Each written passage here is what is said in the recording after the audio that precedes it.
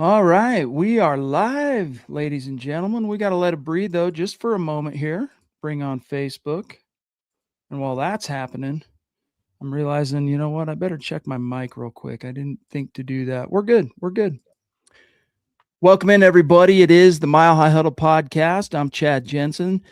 Next to me, you know him, you love him. I mean, by this point, everybody knows in this room who Zack Kelberman is. Zach, brother, I've missed you. I know it's only been a few days, but being that I missed the Wednesday night show, I feel like I was a little bit short last week. Didn't spend enough time with you and everybody in the chat, dude. How's your weekend gone? My weekend's been good. I hope you've been doing well as well. I know you've been doing some exciting family things. And next week we have the combine, Chad. I'm just excited. And I know I keep it Broncos centric a lot, but I'm excited we have tangible news coming up with the combine, the press conferences, and we have some things to talk about next week that aren't just the same old recycled content. So I'm happy True. you're back. I'm happy everyone's having a good Sunday so far, and I'm excited to get into it tonight. It feels good to be back, let me tell you, and not having to worry about, oh, is the hotel Wi-Fi going to hold up? But we make do. We muscle through. We roll with the punches. Papa Bear, what's good, dude? Great to see you. Appreciate you. As always, my brother, saying good evening, Broncos country. He's saying, I still think the Broncos need to sign John Franklin Myers. Yeah, in a perfect world, I would agree with you. And I think, Zach, it really comes down to how much money do they want to have tied up on the defensive line specifically when they've already handed out second contracts to Zach Allen, DJ Jones, and Malcolm Roach. I would have thought that second contract would have gone to JFM before Roach, considering that Roach is a rotational player. But I think they kind of expect Roach to just at least play a big part in taking over for JFM. It sounds like JFM's as good as gone. Yeah, and there's also the macro view of the defense. They gave out extensions to Nick Benito, Jonathan Cooper, PS2. You can't pay everyone, unfortunately. JFM's an amazing player. It's been a real treat to watch him play the last couple seasons in Denver, Chad, but he's going to get a bag somewhere in free agency. He's one of the best free agents on the open market. He's going to be too expensive for Denver. That's how it goes, unfortunately. He's viewed in the top 10 free Yeah. agents for the most part, 2026. So anyway, Papa Bear, we'll see. And who knows? Zach, maybe George Payton will get the opportunity to meet with JFM's reps at the combine this week, and maybe it'll create some kind of conversation. And we don't have too much longer to wait until the new league year opens. I mean, legal tampering opens the 9th, I want to say. Is it March 11th that the new league year opens? Yeah, I believe so. Either way, that's not too long. That's not too far from here. So, Sam Bam, brother, great to see you. Another Thank you, legendary Sam. Mount Rushmore member. Appreciate you, big dog. He says, evening, guys. Hope all is well. It is. Wanted to let you know that I received my Mount Rushmore shirt. Awesome, dude. Also, I know it's rumor season, but any trade or free agency rumors you're hearing that you're closely monitoring, go Broncos. So, Zach, I was a little bit less plugged in last week than I normally would be. But what have you heard besides the kind of mock trades, mock signings? Broncos should do this. Broncos should do that. There's a big difference between publications out there, Zach, and journalists or writers, whatever, kind of projecting and espousing a take like Broncos should do this, and actual rumors coming to the fore. Yeah, Sam, for anyone who trades stocks, you guys know you have a watch list of things that you haven't bought yet, but you're monitoring to see when you might buy it. For me, that would be Breece Hall. Outside of Denver, on the free agent market, if there's one free agent that's garnering actual news right now and one player that the Broncos could go after, that I want them to go after, the running back from the Jets, Breece Hall. They're trying to work out multiple avenues with him in New York. It could be a long-term deal. It could be the transition tag, which would give New York the right of first refusal. It'll be a one-year deal. I think it's the top 5 average, just like the franchise tag, or they could tag him. But that's the one I'm monitoring, Sam, because if he makes it, even if he gets tagged, I still want George Payton to pick up the phone, make a call, and see if he could bring Breece Hall to the Mile High City. Yeah, I think even the transition tag's $11.7 million for running back. And if he hits the market, he's probably going to get somewhere between 12 and 15 just because he's kind of viewed as the top guy. Although I'd be curious to hear what GMs really think between him and Kenneth Walker III.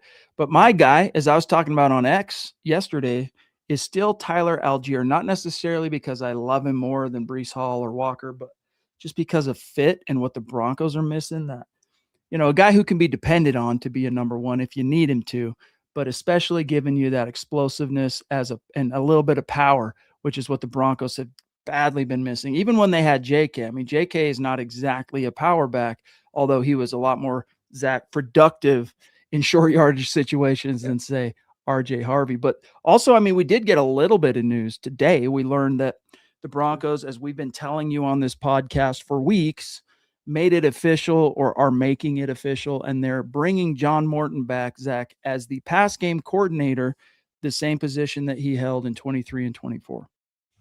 Yeah, give you a ton of credit for that because you called that chat about 2 weeks ago when they first moved on from Joe Lombardi and shipped around Davis Webb and everything. You mentioned John Morton's name, so props to you. Yeah, it seemed like it was it made too much sense to happen in a way. He got away to Detroit for 1 year, didn't work out as their OC. He was on the open market, and Sean Payton snatched him back up. Ultimately, though, for these kind of hires, as long as they have Sean Payton running the show and now Davis Webb hopefully calling plays, this won't matter that much in a negative way. I think if anything, Chad, it's a net positive hire for the Broncos. Yeah, I mean, he had a modest impact even in the playoffs when the Lions had fired him at the end of their season.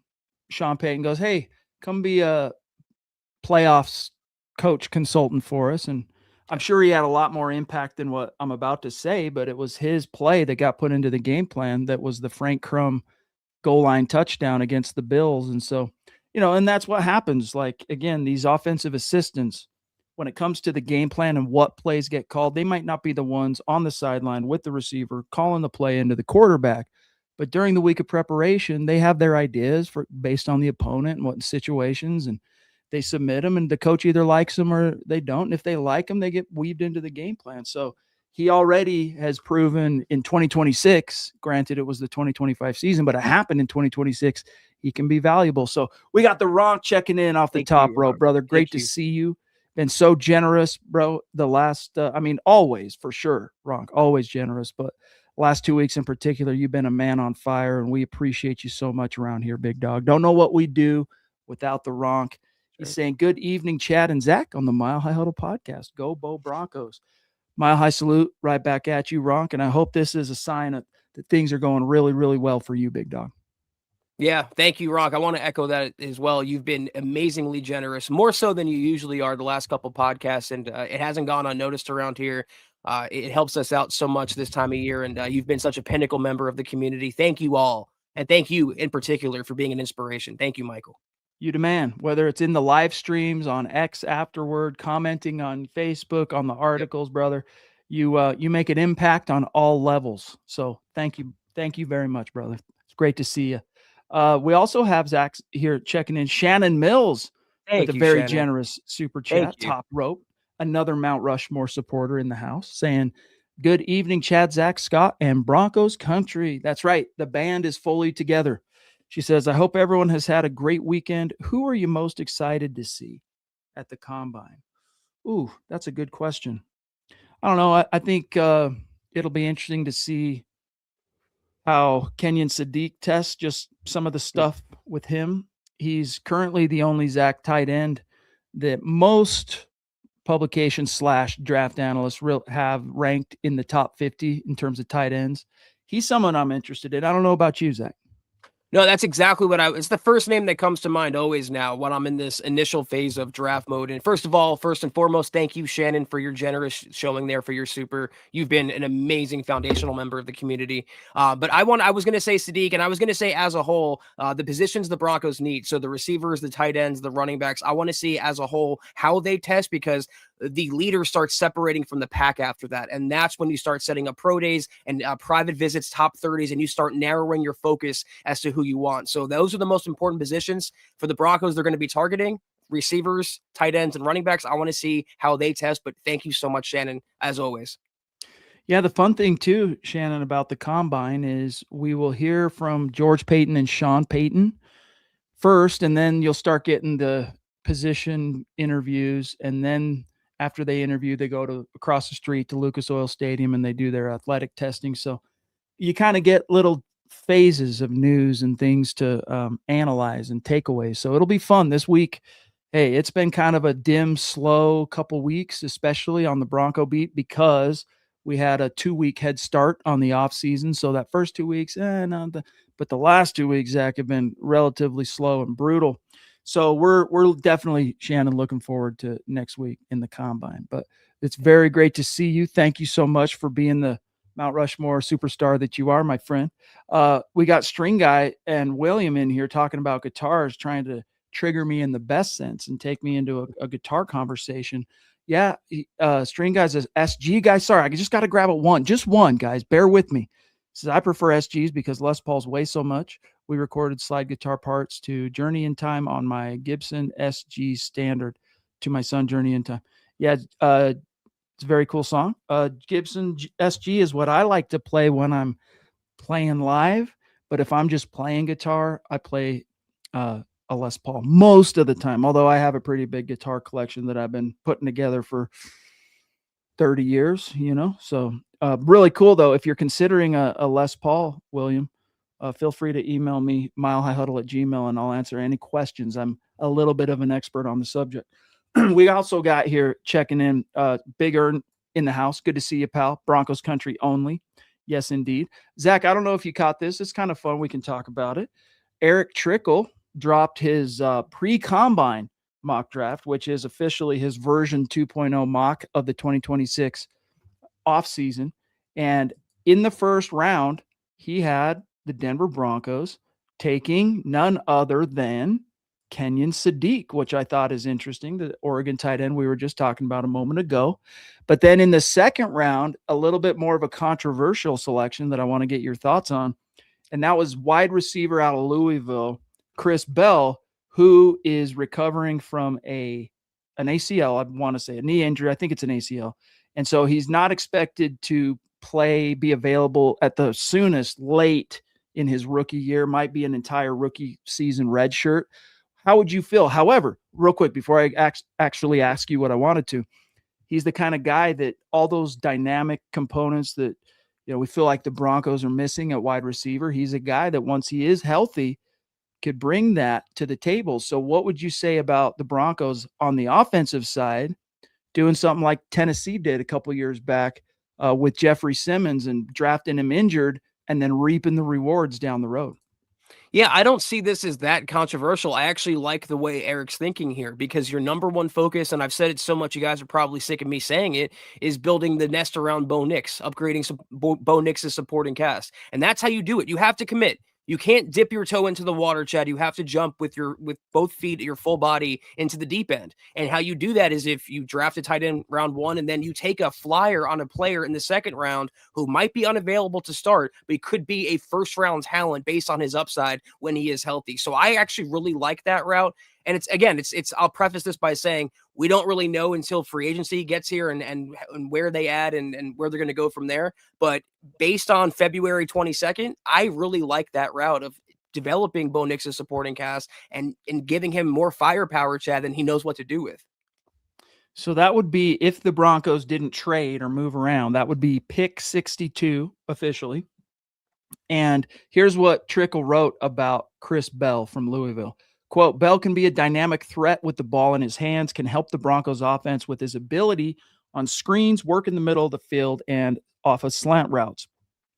How he can impact a passing game is an area the Broncos still need, but having to wait until possibly 2027 to get it might make it a difficult pick for some fans or, to accept. So just an interesting side note there. Round 3, Zach, the Broncos draft a linebacker in Trickle's 7-round pre-combine mock. Josiah Trotter, linebacker, Missouri.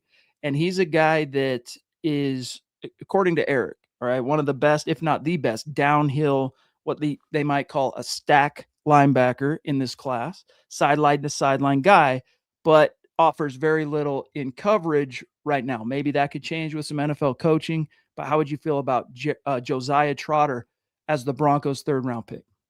Well, in terms of Bell, though, that's why I said it's so important to know what the Broncos are doing in free agency. Because if you sign, let's say, an Alec Pierce and have an upgrade with the floor of the room, then you can afford to wait on Chris Bell and make that draft selection. So that's why I would co-sign it. But if they go for linebacker in round 3, you're once again not just necessarily drafting for need, but the best player available in that spot might be Trotter, and they do need a linebacker. So far, Chad, again, it's early. We're still 2 months away from the draft, but I really like the way Eric's thinking here. You take care of the offense, and then you immediately pivot to your biggest defensive weakness, because right now that is linebacker. I like it too. I think especially if you could get him in the 3rd round, that would be sick. And then round 4, he's got the Broncos taking Nate. I'm going to butcher his name. Borkacher. I think Berkacher, tight end, Texas A&M. And this is a guy, look who he's blocking, by the way. All right. He's going up against Reuben Bain Jr., who's viewed as one of the best edge rushers in this class. And he's blocking him straight up one-on-one like he's an offensive tackle. And so what Eric talks about in terms of the rationale, and I apologize for this ad going off on the right, guys. There's no way for me to turn it off right this second. But it illustrates here that one of the big issues the Broncos run game and how often it failed 1st and 2nd down was the tight end blocking. And this is a guy, Berkacher, that may be the best blocking tight end in the class and makes up for some questions about maybe his strength. Because if you look at him, he doesn't look super thick, right? He looks relatively thin, but I mean, he's a big boy. Don't get me wrong. With his he makes up for that with his excellent technique, and then might not be overly dynamic as a receiver, but he's shown enough in line to be able to hopefully change the math for opposing defenses and would pair well with Sadiq in such a class. And people would probably freak out because the Broncos would be double dipping, but people have to keep in mind as well that they might move on from Evan Ingram, and also Adam Troutman, Sean Payton's boy, is a free agent. So they're going to have to be looking at replacing 2 tight ends necessarily this offseason. And I'm not to just gas up Eric here, but I love his line of thinking. Get Bo Nix's weapons and make the offense very complementary. We can talk more, guys, about the remaining picks. There's quite a few more. So give us your thoughts on how you would like some of those selections that we just went through in Eric's latest mock.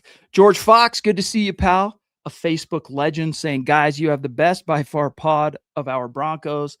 Thank you, brother. He says, living in Southwest Florida, you keep everyone up on all sides of our team. Thank you all. And Broncos country, Broncos for life, MHH for life. Hit the thumbs up, guys. Brother, thank you. Such kind words. And you've been just a consistent member of our community now, George, dating back many, many years. So we appreciate you, big dog. Thank you. Yeah. Thank you so much, George. That means a lot. Those words are very important to us, and we don't take them lightly. Hope you're having a good night, man. Thank you. No doubt about it. Always great to see it. And then, by the way, Glenn says, I love the pick of Bell in round 2. This is how you leverage the draft. If he's healthy, could be a top 20 talent. We could easily trade for next year's first round pick anyway, or trade next year's first round pick anyway, like in a trade up. I also like a few linebackers at number 62, Golday, Cincinnati, Trotter, who he ends up taking in the 3rd round, and Lawson. Yeah, those are some interesting guys. Golday is very, very interesting. I might like him actually even more than Trotter. So I don't know exactly what mock simulator Eric used, probably PFFs, but I don't know that for sure. And, it's possible that Trotter was the top linebacker or top guy on his board in round 3, but I still would like Trotter. He gives you, he'd give you a guy that could come in right away and work on 1st and 2nd down if you needed him to. And then you could work with him, Zach, and develop some of those coverage and the finer details of that side of things. Elias, Knicks would have beaten the Seahawks. I know, dude. Well, I don't know. I've been getting a lot of blowback on that because we posted a meme, and then, of course, we clipped up our conversation from Thursday night, and that's floating out there, Zach, about my article ranking the 2024 quarterback class and Bo Nix's spot and blah, blah, blah. But what's actually gotten the most, I guess I'll use the word engagement, is a post I threw down on. It was just a meme with a long explanation about how if Bo Nix, Zach, does not get injured, they beat the Patriots. And then when it comes to the Super Bowl, the way I would have seen it playing out. Now, do they win? I don't know for sure, right? There's no way to know for sure. But the way I would have envisioned it playing out was, look at what the Patriots defense did to Sam Darnold and company. basically field goals, field goals, field goals until the Seahawks defense, Zach, started preying on the Patriots and forcing takeaways and scoring and all that stuff. I think Bo Nix at worst would have traded field goals. Unlike Drake May, by the way, who was basically floundering until garbage time. I think Bo Nix would have traded field goals with Darnold at worst. And then you hope fourth quarter comes around and the Broncos defense is able to get the ball to Bo, 4 minute, 2 minute, go down, make something happen.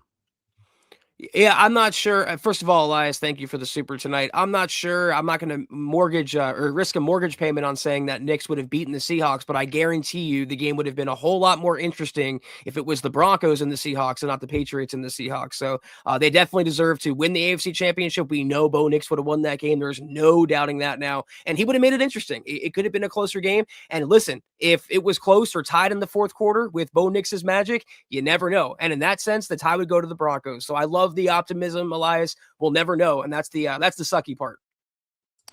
By the way, Zachary, don't ever worry about it, brother. You're a member, and you're already a legendary superstar that will go down in the history books at MHH. So don't even trip. He says I'd be donating to MHH more, but my big communication yearly subscription renews on Tuesday. So he the condition, I guess, is, I'll just say, he has to use, many of you will remember, we've had Zachary on the podcast before, and it was one of the coolest and, frankly, I'll just be honest, most inspirational guests we've had on the show. And he has to use what he's talking about, a subscription that he types out somehow what he's trying to say, and then it speaks it out loud. So that's what he's talking about there. But dude, don't even trip. Smouse in the house, dude. You're already supporting by being a member each month anyway, bro. So thank you. Yeah, man, thank you so much. And I want to echo one thing Chad said there in particular, is that you were an inspiration. When you came on here, man, I was truly humbled by your presence, and I mean that genuinely. So thank you so much just for saying that, and the feeling behind it. We know that how supportive you are, and just keep doing what you're doing, man. You're killing it. Thank you. Yeah. Rocking YouTube in your own right with the unique prepping and that whole thing. So really cool, brother. We're proud of you. We're proud of you. Yeah. A shout out to Patrick in the house. Thank you, Scott. Good to see you, pal. Aloha. Right back at you, big dog. Hope everything's going well for you in the coffee business, my friend. Okay, Zach, let's come back to this thing for a second. We're doing all right time-wise, but let's come back to this. So we up to this point, just to recap, 2 tight ends, a receiver for 2027 because he's got an ACL, but he'd be a first-round guy probably if he wasn't hurt. One of a linebacker, stack linebacker, good run defending linebacker, basically an Alex Singleton, but young. And of course, the blocking tight end to go with the receiver tight end. Then we get to the other 4th round pick here, Zach. And this is big Chris McClellan, interior defensive lineman out of Missouri. And this dude is impressive to watch. He's definitely a guy to keep an eye on in this class. What Eric talks about is the combine is going to be big for him, because NFL teams need to figure out exactly where he fits on the defensive line. Is he a 0-1 technique? Is he more of an outside technique, 4-4 guy, etc.? But he talks about how drafting him, he could work as an option out of the gates in the rotation, Zach, to help replace John Franklin Myers initially. And that's so important that he made that distinction, because when you're letting JFM walk, that means you're putting Savion Jones into a full-time starting role. And he didn't play that much, Chad. I mean, he played here and there, but I don't know that he's necessarily ready to step into those shoes. Adding McClellan here would kind of divvy up the responsibilities and make it easier for both players to handle. It wouldn't be 100% on one player's plate. It'd be 50% on 2 players' plates, or however other ratios the Broncos come up with. But this is another situation where I have to agree with Eric. You're going to lose a really good player on the open market. Go out and draft him, not in the first round because you have bigger needs, but in the middle round, go out and get a McClellan. I really like this selection. I've also seen him in many mocks go quite a bit earlier than this. So I think if you got him in round 4, I mean, we'll see how he tests at the combine and all that stuff, but as it stands and what we know about him now, I think that if you got him in round 4, that would be pretty good value for him too. All right, so then we move on here to round 5, and he's going for an Iowa interior offensive lineman by the name of Bo Stevens.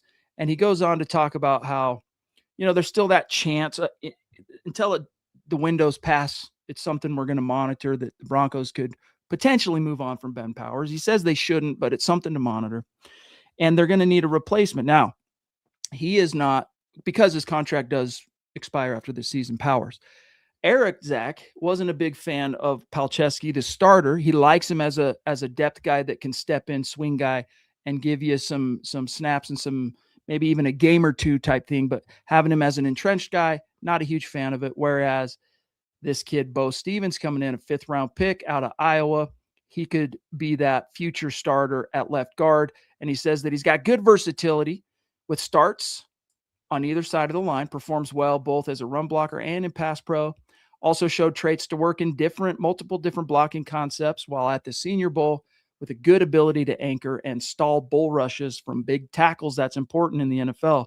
But his quickness, still a question. But just the concept here, Zach, of the Broncos, I don't know how much you know or like in the prospect himself, but taking an interior guy with an eye toward replacing Ben Powers maybe 2027.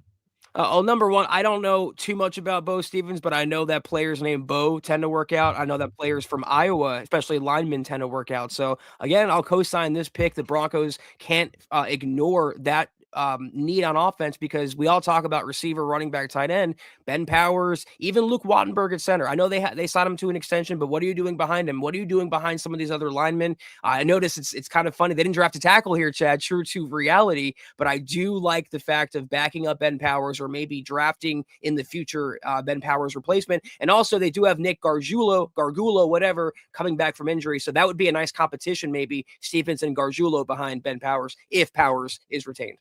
I still have my pronunciation marker here to help me when I'm live.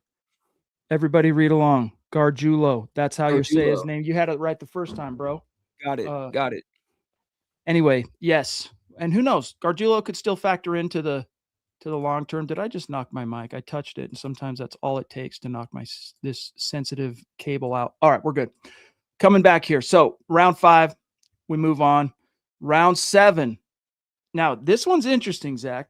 Kaelon Black, who is a very solid running back. The NFL, however, unconvinced that he belongs in the league, let alone should even be considered, because he was snubbed for the combine. He will not be at the combine this week, and yet he was a part of that Indiana national championship.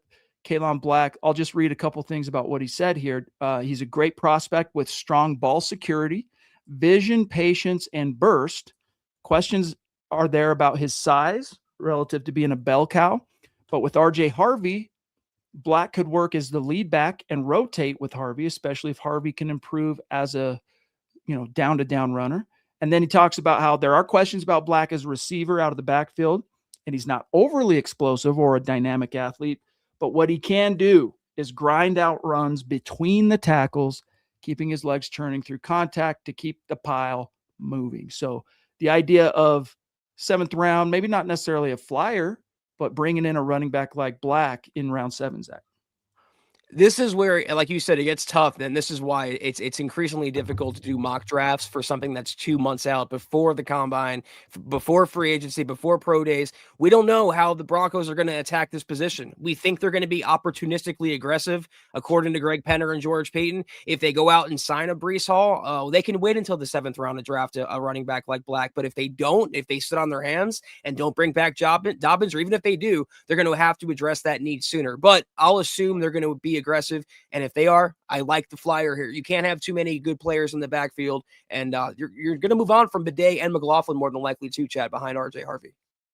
All right, Scott, we'll finish this 7th round, and then we'll grab Tucson Phil here. So the Broncos have more than one 7th rounder this season, with the second 7th round pick, Eric Mock's Ephesians Prysock. I think that's how you say his last name.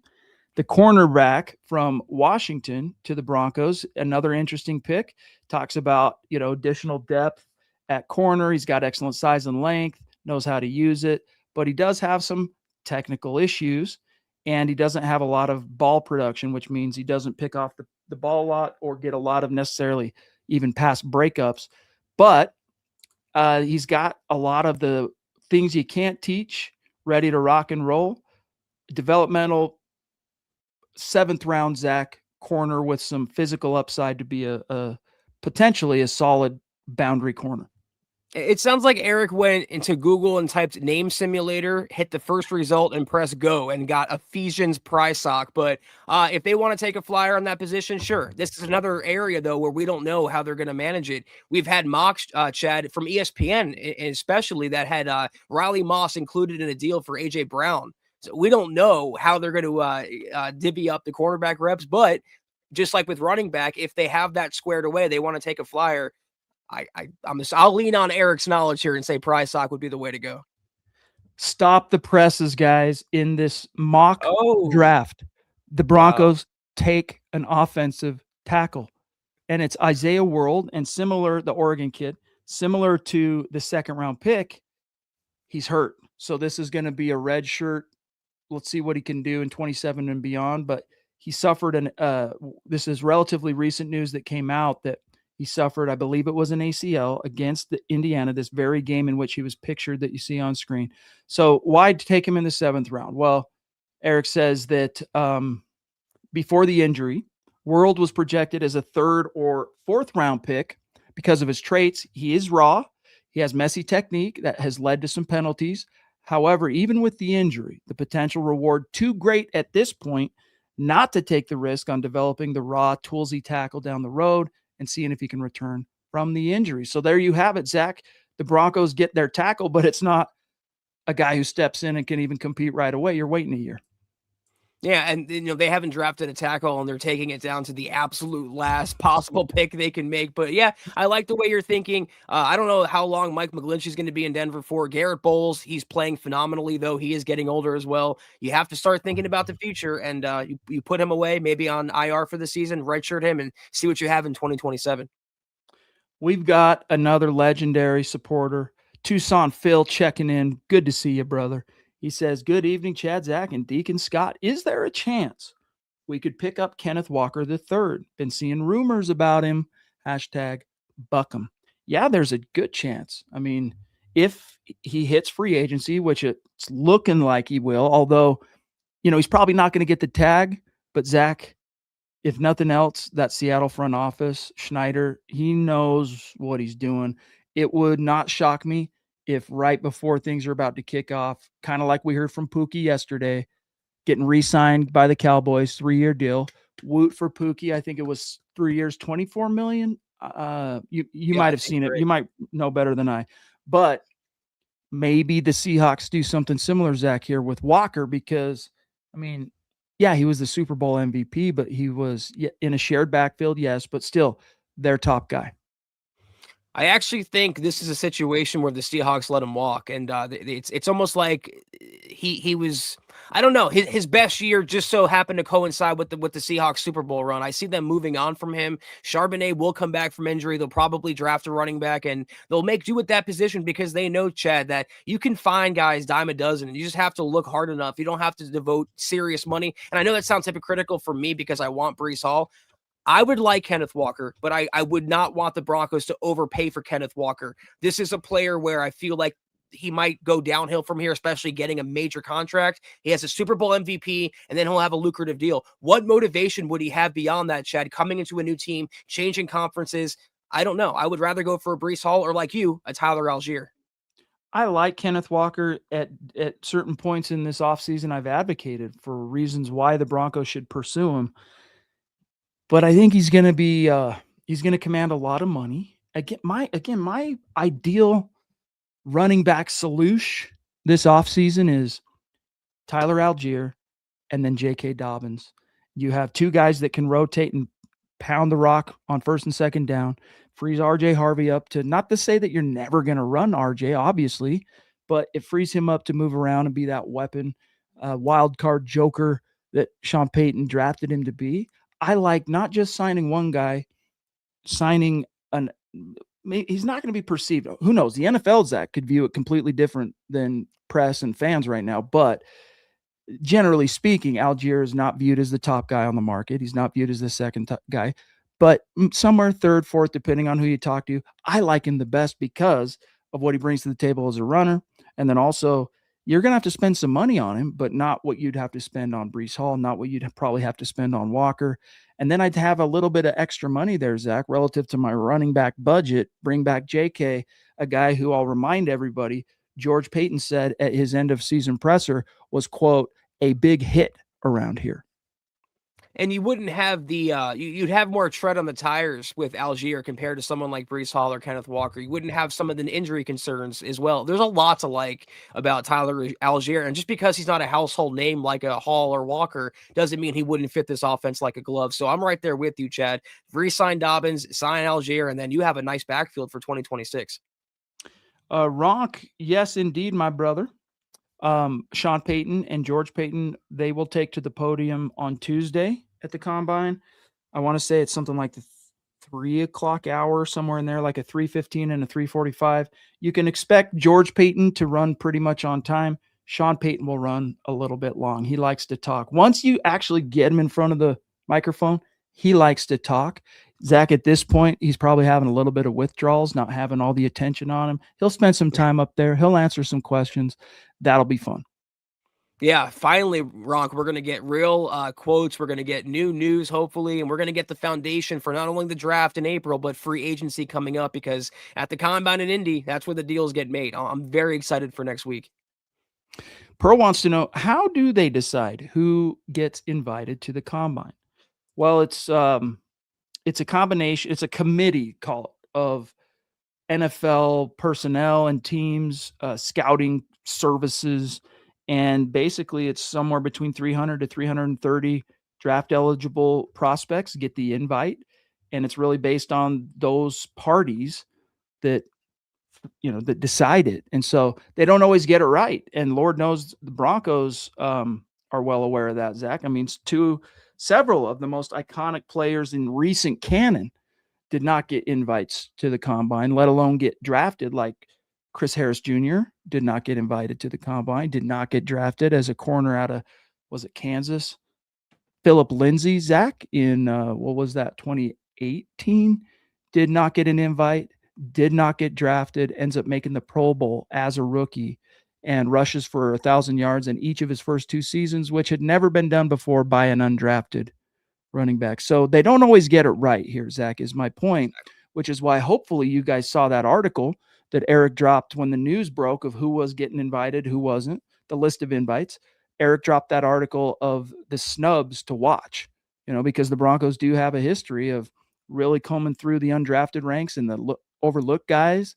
And there's some gems there, including Jaden Ott, who Scott and I got a good long look at for 3 days at the Senior Bowl practices, who was really interesting running back.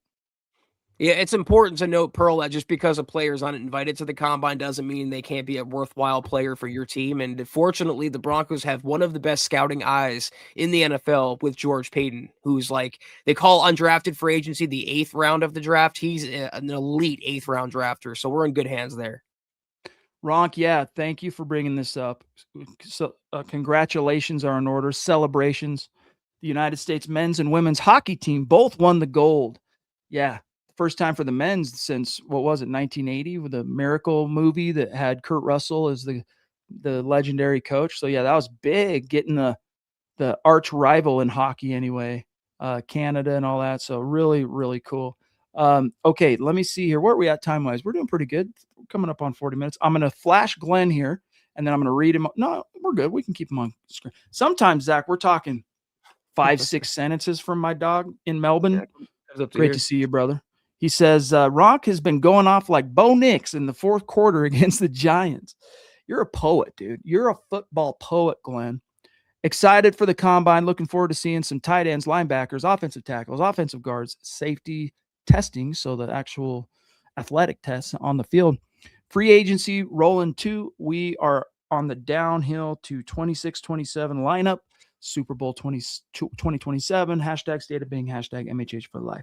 Yeah, dude, it's an exciting time. Again, we've now, Zach, on the Broncos side of things, we've officially been in the off season for 4 weeks. So, man, next week's going to feel like manna from heaven. Yeah, I feel like I've been in the off season since you told me that, or we found out Bo Nix broke his ankle, and it's all been downhill from there. But yeah, we're coming out of it now, and the exciting part of the off season schedule is about to hit us. Some shouts to other dear members in the chat, like Greg, pardon me, Greg Smith. Great to see you, pal. We got Jordan Lewis also saying, get Brees Hall, pair him with J.K. Dobbins. I would not hate that. Guys, just because I'm saying my favorite solution is Algier, I'm not going to look a gift horse in the mouth, man. Brees Hall would be amazing, especially if you could pair him with J.K. Dobbins, but we'll see how that shakes out. We also have, let me see, I don't want to, I got String Guy earlier on the guitar. Who else? No David Yunkett. I'm not seeing David. Hope he's doing all right. Todd Ostendorf, though, he's here, and he says, Algier's good, but could we get someone even better? Maybe. I mean, it all comes down. Beauty's in the eye of the beholder. Do you think Brees Hall is qualitatively that much better or better at all than Algier, aside from the fact that he's been a starter for most of his NFL career, and Algier, outside of his rookie year, has had to play second fiddle to Bijan, who's one of the top running backs in the NFL. I see this guy, Zach, as possibly being, I've said it before on the podcast, but oh my gosh, I'm just brain farted his name. Help me, Scott. San Diego Turner, Michael Turner, who played behind LaDainian Tomlinson, second fiddle kind of, got his chance in free agency, went and signed, got paid by the Falcons, and went on to become a set and forget 1,400-yard rusher. I could see that in the future for this cat right here, Tyler Algier. But, Zach, what's your answer here for Todd? I think you nailed it. Better is subjective, Todd. I mean, I can tell you that I think Brees Hall is the best running back in free agency. You might have a different opinion. Chad might have a different opinion. I could say for myself, though, whether they sign Algier or Brees Hall, that would be okay in my book. You got to go just upgrade the floor and the ceiling of the running back room, and either of those players would do just that. And this is another attractive aspect of Algier, fresh legs, relative to he hasn't been the guy to carry the load. I mean, it's not as if he's gone unused by the Falcons all these years, but what didn't he set the rookie rushing record for the Falcons, Scott? Yeah. So his 1,000-yard rookie rushing season was impressive. Kind of makes you wonder why they went and what happened with the decision wise to get Robinson in there. But Robinson's so good, you don't pass up on that opportunity. So it just redounded, unfortunately, to Algier's disadvantage, Zach. But that could be a team like the Broncos' advantage in the long run. Yeah, Shannon, that's what I was saying a few minutes ago. You don't have to worry about that, the lack of tread, so to speak, with Algier compared to someone like Kenneth Walker, who was in a split backfield, but he was still getting the lion's share of touches between him and Zach Charbonnet. Brees Hall in New York was getting like about 90% of the touches. I know because I was stashing his backup in fantasy who never got the ball. So you don't have that problem with Algier. You're basically not to say you're going to get someone that's coming out of the draft that fresh, but not that far off either. You're getting a guy that you're paying for the upside, not just what he did already. Well said. Well said. Oh man, the one I was just going to click on, it just did a jump on me. Let me find it again here. That's what I get for not starring it like I should have. Yeah, thank you for bringing up this piece of news, Ronk. It says, say hi to your loved ones after hearing about wide receiver Rondale Moore's death yesterday. Yeah, terrible news, Zach. Unfortunate. RIP, and thoughts and prayers to his family. The world, man, every day you hear something that just is more soul shattering than the next. And yeah, the news about Rondale Moore, it's crazy. We've become so desensitized to bad, tragic news, but it still hits you, man. Thoughts and prayers are with his family. Crazy, bad. No doubt. No doubt about it. Hey, Les Paul tributes aren't bad guitars. Just make sure you get the right year on those bad boys. All right, guys. We got a few messages for you. Then we're going to take one last look at the chat. We're not going anywhere quite yet, so hang in there with us. Another tremendous episode, as always, of the Mile High Huddle podcast. If you're not doing so, please follow us on X at the MHH pod. You can follow the main account on X at Mile High Huddle. Chad at Chad and Jensen, myself at Kelberman NFL, and Scott, our producer, at Scout Kennedy. If you guys want some merch like we're rocking each and every single podcast, check out MHHmerch.com and get you some. If you haven't done so yet, please drop us a like at Facebook.com/Mile High Huddle Pod. You can find us on Instagram at Mile_High_Huddle. If you haven't done so yet, please join the new MHH Discord server. The link is in the description below. If you're listening on Spotify or Apple Podcasts, make sure you're leaving your football pre-save 5-star review for a chance to win some merch each and every single month. But if anything, y'all, please, please, please, very important as always that you subscribe, you like, you share this video and every video you see on the MHH channel. It really helps us grow and reach more Broncos fans just like you. So here's something interesting. Again, this goes back to, dang it, I forget who was it that asked. It was Phil. What kind of rumors are we hearing? No, it wasn't Phil. Who was it that actually? Phil asked specifically about Kenneth Walker, but forgive me, I don't recall. Yeah, that's right. It was Sam. Yes. So this goes to that question. What I'm about to cover here, Sam, is you got guys like Connor Orr of the mothership over at Sports Illustrated National, who went through his annual offseason bold predictions for each 30 of the 32 teams, kind of exercise / article. And he predicted the Broncos make 2 trades. Quote, Sean Payton will trade for both David Montgomery, the Lions running back, and A.J. Brown, the Eagles receiver. Wow. Continuing last season's aggressive free agency push to bolster the defense, Payton, spurred by his near miss at reaching the Super Bowl, will spend multiple picks between the 2nd and 4th rounds to bring in veterans who can keep Denver in the hunt. So, Zach, as I serve this over for some of your thoughts on the possibility or the prospect of, say, trading for a Montgomery or a Brown, I just want to, again, this is what I mean, is it's not really rumors. It's not news. It's an educated NFL journalist that's just kind of having some fun in the offseason going, here's a bold prediction. I wouldn't hate Montgomery coming over, but trading for him, I'd rather take my chances in what's in free agency. But what are your thoughts? That's you took him right from me. That's exactly how I feel. Montgomery is a tremendous player, and I followed his career in Chicago and Detroit. Hell of a running back. But he's taken a lot of carries so far, and I don't like the possibility or the prospect here of giving up draft picks for a player when you can go sign Tyler Algier, for example, or Breece Hall, and you'd be getting a better pure running back, and you would save your draft picks. So you want to trade for A.J. Brown? Fine, because except for Pickens, if he doesn't get tagged, or even if he does, there's no other better receiver on the open market than A.J. Brown. So if you want to trade for him, fine. That's a big hole. But running back, I'm saving my picks. I'm throwing a contract at Algier. He's the better player in this scenario anyway. By the way, more and more people are starting to connect the Tyler Algier dots for the Broncos. Another kind of situation similar to the Orr thing, but maybe a little bit more of like an opinion, not just trying to be bold with the prediction, was NFL Network's Steve Weish, who on a segment of The Insiders said this, quote, a free agent, I think Algier would be an ideal fit with the Denver Broncos. Algier, remember, as a rookie, rushed for 1,000 yards, but the Falcons went out and got Bijan Robinson, too good to pass on. But if you put Algier in the backfield with R.J. Harvey, you've got Mark Ingram and Alvin Kamara in Sean Payton's system. And then he goes on to think about everything those two did together in New Orleans.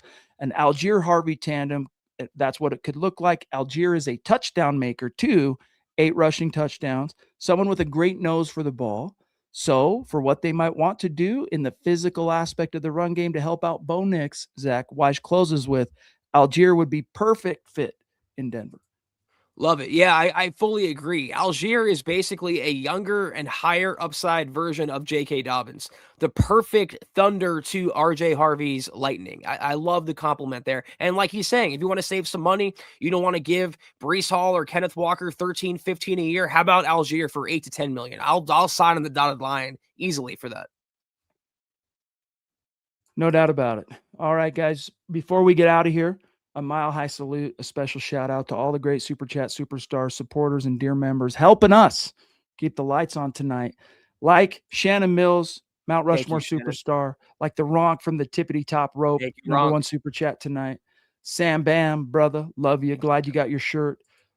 Papa Bear, David McElrath. We got George Fox on Facebook. We got Elias on YouTube and Tucson Phil as well on Facebook. And so anyway, guys, we love you. We appreciate you. Tomorrow, Zach and I will be back Monday night. We'll see what kind of news or interesting stuff might be kicked loose ahead of our Monday night show. So until then, everybody have a great start to your week. The Combine is here. Finally, have a great rest of your Sunday, guys. We will see you tomorrow night. Take care. And as always, go Broncos.